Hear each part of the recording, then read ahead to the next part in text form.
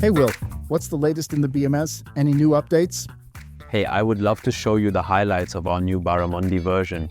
We have put a lot of emphasis on security and usability.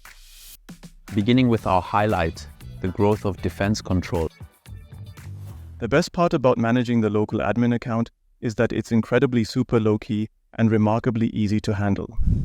You set up this feature just once. That means you flip the switch on the feature and spell out what you want the local admin's name to be. You can also set the password length and how many days it's good for right there. From there on, the feature's running in the background and you pretty much don't have to mess with it at all, because everything else is taken care of automatically. That means if you take a thorough look at the system security section at that particular endpoint, you'll indeed see the actual field with the username, akin to what the administrator on that computer is referred to as, and you'll also notice precisely how long the password is valid for.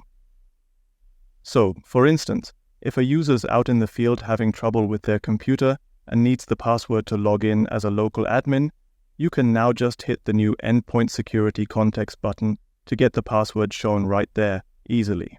Within the dialog, you can copy the password and pass it on directly or read it off, which, depending on the complexity, can be a bit more challenging. And the most important thing is, you can have the password reset afterwards too. That means you can just reset the password here and also specify how long it should be valid from then on. Now we've seen how to better secure our local administrators, but we've also done something for our mobile endpoints. New profiler extensions, as well as our highlight via app VPN. Let's take a look at that together now. To use the feature per app VPN, you need two things. On one hand, you've got the mobile device that wants to connect from the outside, and on the other hand, there's the VPN appliance. You can effortlessly just put this right inside your DMZ, no sweat at all. The setup zips by in just a few minutes, and it wraps up nice with a welcoming login screen. On this screen, you're looking at a fingerprint and a secret. Those two pieces of info are important. We'll need that over at the BMC to set up a trust relationship between your Barramundi management suite and the VPN appliance. Once you've successfully made that connection, you can, of course, also configure the network routes. Once that's all squared away, you can hit the road with your mobile device. For this, you just whip up a profile, and then you can spread this profile for Android and for iOS across your devices. Only when this profile is installed can these gadgets get hip to the VPN connection. And in the last step, you can go ahead and distribute your app, and even there, you gotta make sure that when you're rolling out the app, you set up the network settings just right. That means you've got to check the box there so that this app should use the per app VPN. Then, the system takes care of the rest, hooking you up with your internal network resources through the VPN as soon as you fire up the app. You've now seen how your users can easily connect to your company network. Speaking of users, we've got a real highlight. Absolutely right. There are also two new highlights at Argus Experience. And you know what? If the user's computer crashes, Argus Experience can now detect that too. And the second highlight is that not just the computer data is captured, but also the feedback from end users is continuously captured. Let's take a look at how to identify whether one or more endpoints in the environment are experiencing blue screens. In the Stability tab, you'll now find the detection of occurring blue screens. Blue screens are one of the biggest sources of frustration for end users, and so far, it has been very difficult for IT admins to capture or even analyze them because they are often hard to reproduce. At this point, similar to app crashes and hangs, you can see a timeline of blue screens occurring throughout the environment, allowing you to determine whether there have been more or perhaps fewer blue screens in the company recently. However, you not only see that a blue screen has occurred, but also which error codes indicating the cause of a blue screen.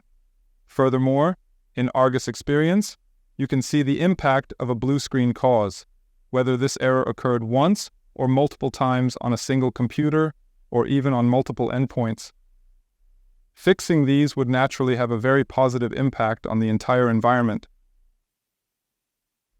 Of course, you can also examine an endpoint in detail and gather more information about a specific blue screen to further analyze it.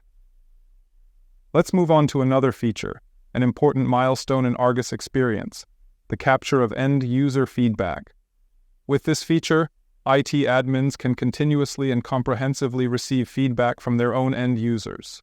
Unlike end-user tickets, this allows them to not only address escalations with high urgency, but also to identify perhaps even small emerging issues that can be analyzed and nipped in the bud before they escalate into a ticket.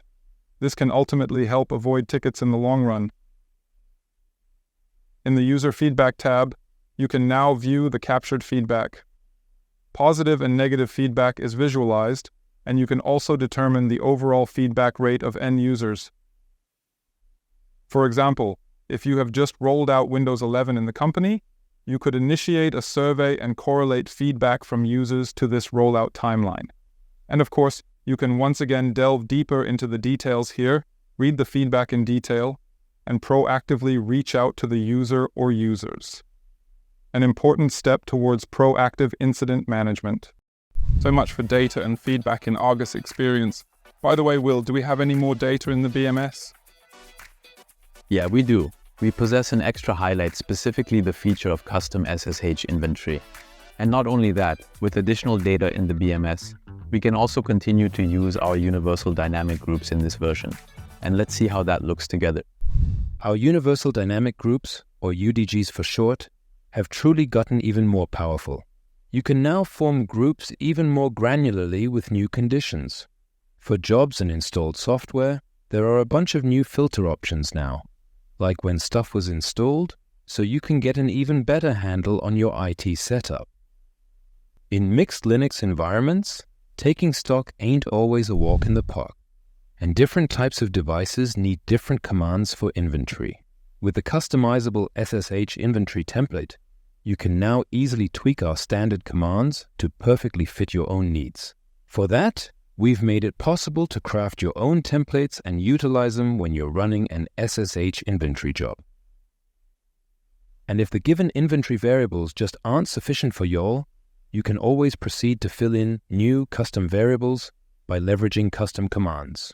Here's an example that shows you, in a particular variable, how many packages have an update available. I hope that gave you all some insights. Take care, you all.